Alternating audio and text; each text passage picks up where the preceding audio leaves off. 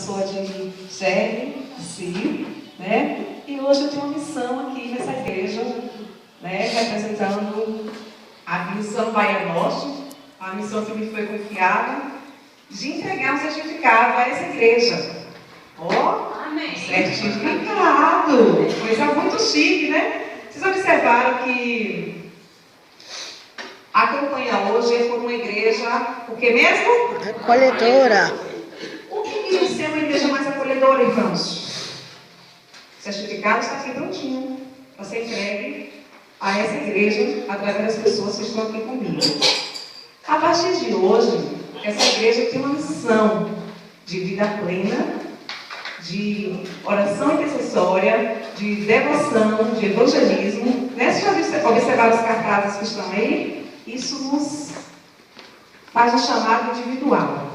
Cada um que mantém essas pequenas características acaba sendo uma igreja mais acolhedora. Você já deu um abraço a quem está ao seu lado? Às vezes, alguém que chega ao nosso lado só quer um abraço, um aperto de mão, uma atenção.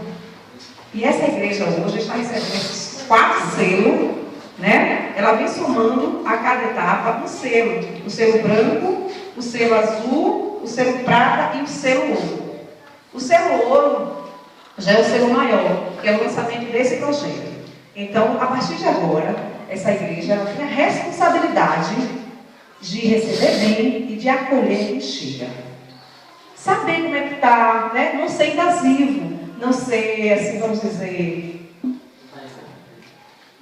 agressivo nas perguntas, mas porém ter um olhar de amor e ser como Jesus foi, simplesmente acolhedor. Acolhia quem chegava, quem vinha, de onde viesse, como viesse. Então, a partir de hoje, eu passo a certificado aqui para as mãos das minhas diretoras. Parabéns pelo programa, um programa muito lindo. Gente, alguém registra esse momento aqui, porque eu preciso prestar conta para a minha chefe também. Vem cá. Passa pra cá. Vem pra cá.